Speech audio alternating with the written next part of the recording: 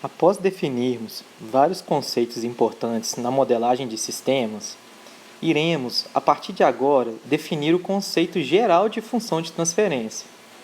As funções de transferência são muito úteis por representar de forma simples as relações de causa e efeito de modelos. Como será visto mais à frente no curso, será possível avaliar diversas características das respostas de sistemas por meio da simples inspeção de funções de transferência. Uma função de transferência pode ser representada por meio de diagrama de blocos, como mostrado a seguir, em que x de s é o sinal de entrada, y de s é o sinal de saída, e o bloco representado ao centro é a função de transferência do sistema, ou seja, o modelo do sistema. Ao multiplicar na frequência a entrada pela função de transferência do sistema, nós temos a saída que representa a saída do sistema, a saída do modelo que representa a saída do sistema.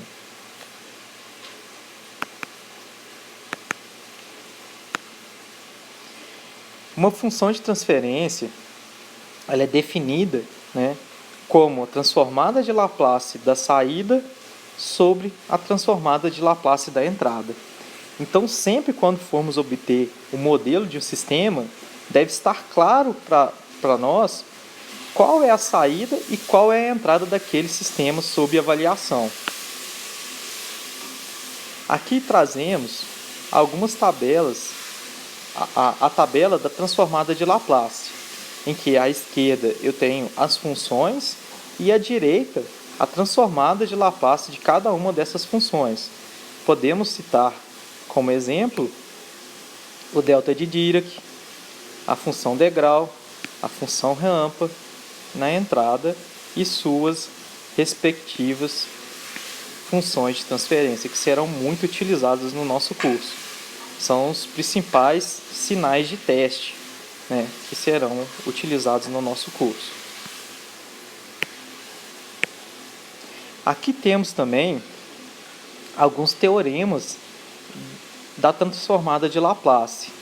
Esses teoremas também serão muito úteis em todos os desenvolvimentos desse curso. Como exemplo, podemos citar o teorema da derivação, que está aqui representado, a transformada de Laplace da derivada enésima de f em relação ao tempo é s elevado a n, f de s, menos o somatório de kt1 de 1 até n, de s elevado a n menos k, f de k menos 1, de 0 tomado à esquerda. Para simplificar, nós consideramos que as condições iniciais são sempre nulas. Então, esses termos aqui, eles não irão aparecer. Então, a transformada de Laplace da derivada de f de x em relação a t vai ser igual a s f de s. A transformada de Laplace da derivada segunda de f em relação ao t será s elevado ao quadrado f de s. Um outro teorema muito importante é o teorema da integração, em que a integral de uma função no tempo vezes dt é igual a transformada de Laplace dessa integral é igual a f de s sobre s. Temos também o teorema do valor final e o teorema do valor inicial. É importante ressaltar que, para que esses teoremas sejam válidos, o sistema ele deve ser estável. Ou seja, o denominador da função de transferência ele deve ter todas as raízes com parte real negativa. Além disso, o teorema do valor inicial requer que a função seja contínua para t igual a 0.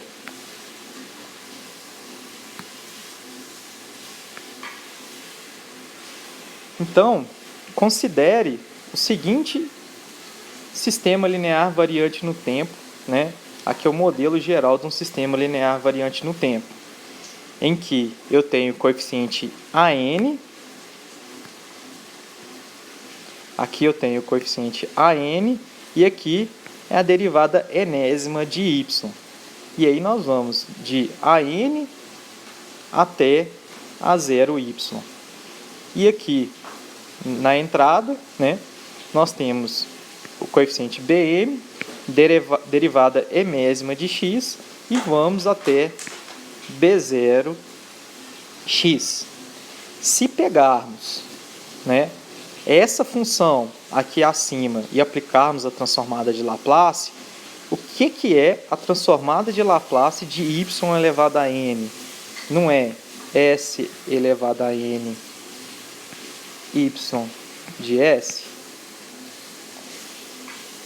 O que vai ser a transformada de Laplace de y de s? A enésima de n menos 1, a derivada enésima menos 1 de y vai ser s elevado a n menos 1 y de s. E assim sucessivamente, até chegarmos aqui, ó, em y de s. Como y de s é comum a todos os termos aqui da saída, nós podemos colocar ele em evidência. Da mesma forma, nós podemos tomar, né, a transformada de Laplace desses termos aqui. E como sabemos, né, pelos teoremas da transformada de Laplace, a transformada de Laplace da soma é a soma das transformadas de Laplace. Então, isolando o x de s como feito na parte superior e multiplicando cruzado, qual que é a definição mesmo de função de transferência? Não é a transformada de Laplace da saída sobre a transformada de Laplace da entrada? Dessa forma, aqui nós temos representada a equação diferencial no formato, né, de função de transferência. Aqui nós temos representado, né, o diagrama de blocos dessa função de transferência que foi obtida por meio de uma equação diferencial.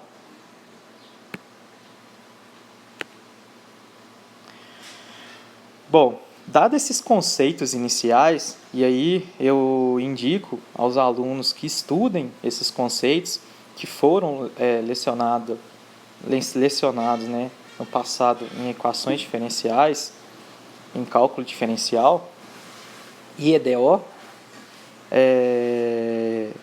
que vocês relembrem esses conceitos.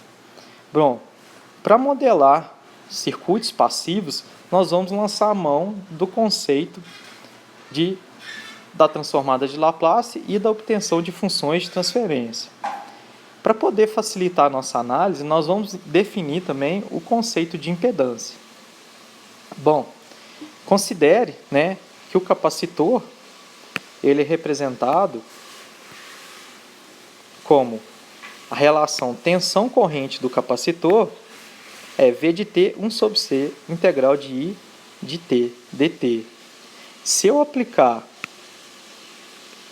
a transformada de Laplace nessa função, eu vou obter V de S é igual a transformada de Laplace da integral, né, 1 sobre S vezes a função. Então, 1 sobre CS I de S. Manipulando essa equação, nós vamos ter que a impedância, que é o equivalente, né, que é a resistência equivalente do capacitor,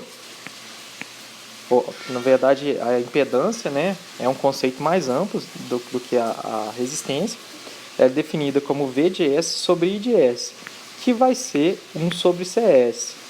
Então nós podemos dizer, né, que a relação entrada-saída, entrando corrente no capacitor, a saída sendo a tensão, essa relação, né, que modela o capacitor é dada por 1 sobre CS.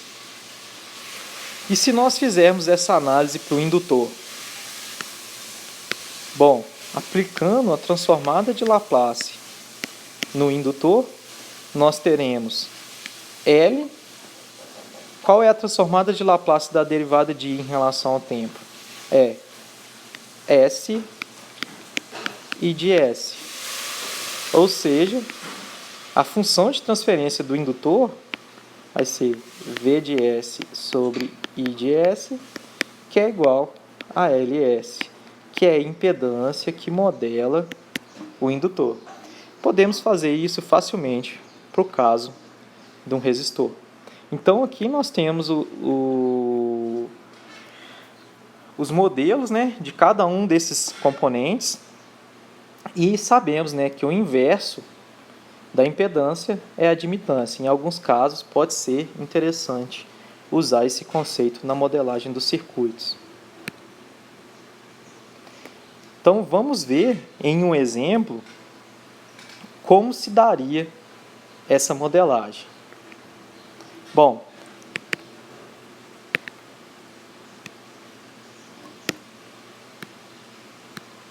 nós temos duas formas de fazer essa análise, de obter esse modelo.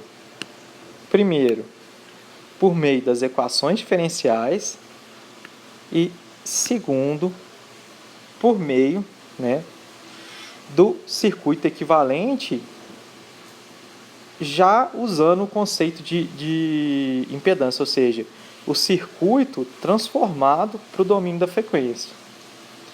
E ao trabalhar com esse circuito no domínio da frequência, a nossa obtenção da transformada da função de transferência será muito mais simples do que se usarmos a metodologia tradicional mostrada aqui em 1. Então, vamos fazer essa modelagem usando o domínio da frequência. Então, considerando o nosso circuito, representando aqui o resistor, o indutor e o capacitor. Aqui eu tenho a tensão de entrada, eu vou omitir o tempo aqui. Na verdade, eu já vou colocar no domínio da frequência. Então, vou fazer uma correçãozinha aqui.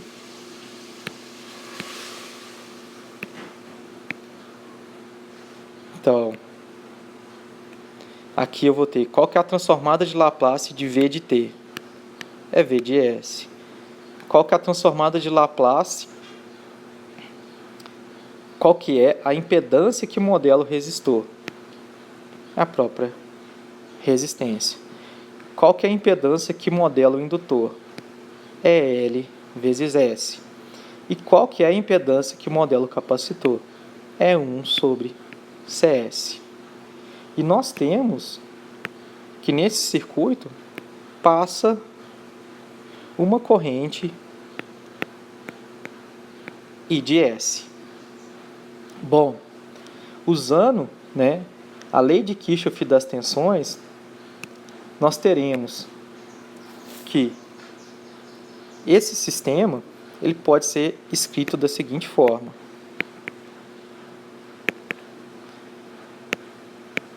V de S é igual a R I de S mais LS I de S mais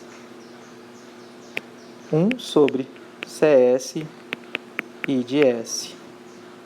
Bom, eu posso vir e reescrever como I de S que multiplica R mais LS mais 1 sobre CS. Bom, mas quem é I de S? Nós podemos dizer que I de S é a tensão no capacitor dividido pela impedância desse capacitor? Sim. Então, I de S vai ser VC de S sobre 1 sobre CS, que é I de S é igual a CS V de S. Vou separar aqui para não gerar dúvidas. Então, o I de S é isso daqui. Então, pessoal, eu vou substituir o I de S aqui. Então, eu vou ter que V de S vai ser CS VC de S, corrigindo, que multiplica R mais LS mais 1 sobre CS. Multiplicando aqui, fazendo as devidas multiplicações, nós vamos chegar que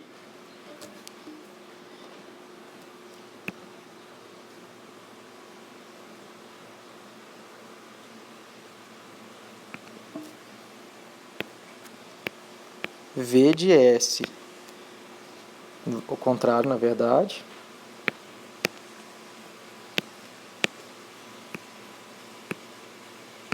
que VC de S, que é a minha saída, sobre V de S, que é a minha entrada, vai ser igual a 1 sobre LC dividido por S ao quadrado mais R sobre LS mais 1 sobre LC. Então, aqui nós temos representado, né, a função de transferência desse sistema utilizando o domínio da frequência.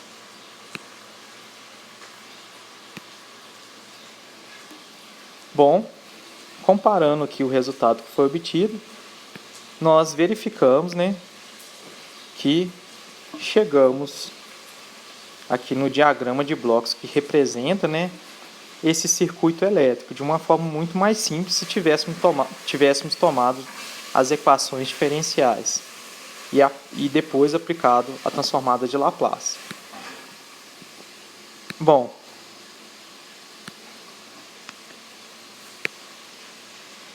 aqui temos outro exemplo.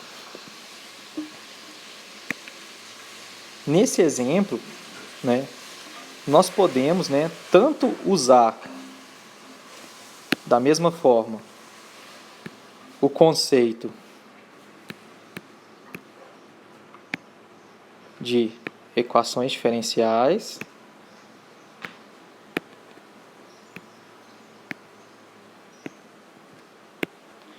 quanto de impedância equivalente desse sistema, de impedância desse sistema. Então, aqui nós vamos pegar cada componente e escrever, né, qual que é a respectiva impedância equivalente de cada um desses componentes. Aqui no caso do indutor é LS, no caso do resistor R2 é R2, no caso do capacitor é 1 sobre CS. Então, se tomarmos, né, o modelo de cada uma dessas malhas, né, usando a lei de Kirchhoff das tensões, o que nós vamos obter? Bom, a minha primeira equação ela vai ser V de S igual a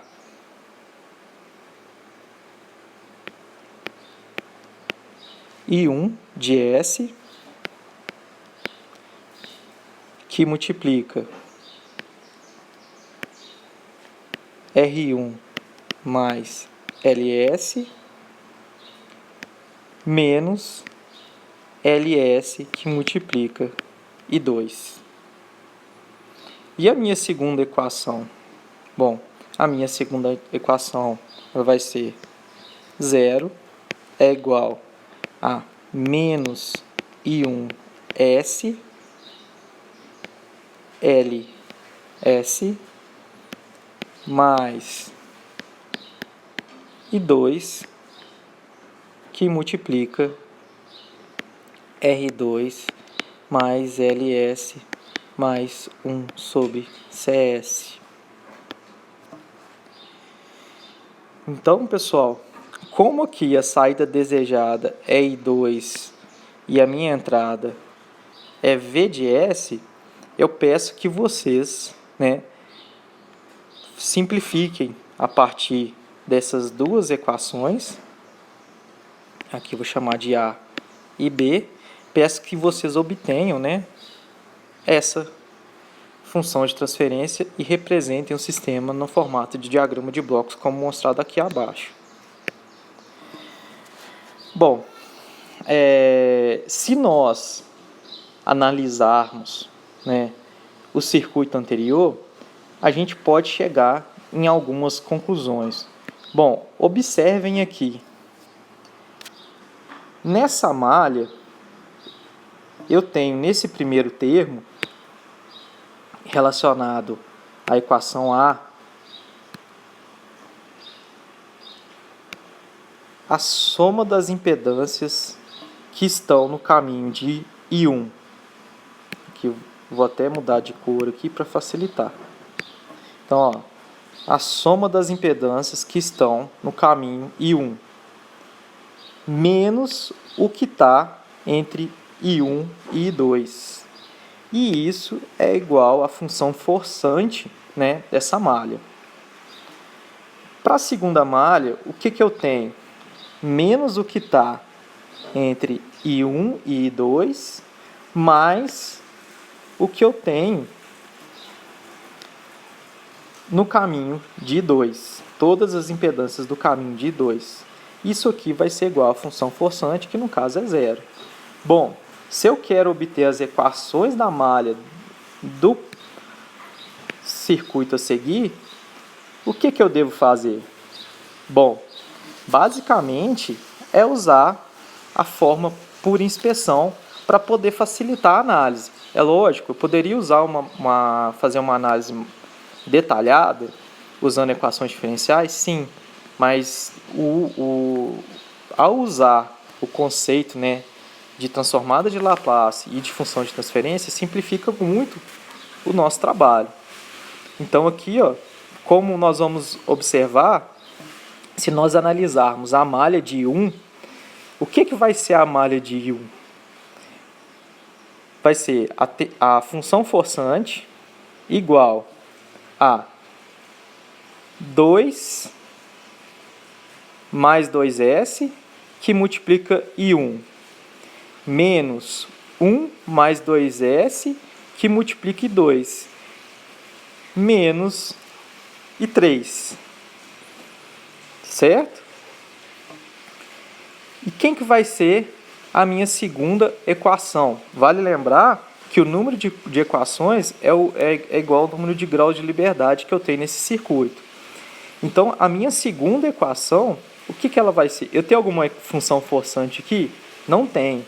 Então, eu vou ter menos o que está entre 1 e 2, então vai ser 1 mais 2s, que multiplica I1, negativo, mais a soma das impedâncias conectadas à malha de I2. Então, teremos 4s mais 3s, 7s mais 2s, 1 mais 9s e 2. Menos o que está entre I2 e 3, que é o 4 e s. Por fim, a última equação, nós não teremos nenhuma função forçante, então 0 é igual a menos I1 menos 4s mais 1 mais 4s mais 1 sobre s vezes I3. Então, aqui o que nós temos é exatamente o que foi falado no slide anterior. A soma das impedâncias ao redor da malha 1, ao longo da malha de I1, menos a soma das impedâncias comuns entre a malha 1 e a malha 2, menos a soma das impedâncias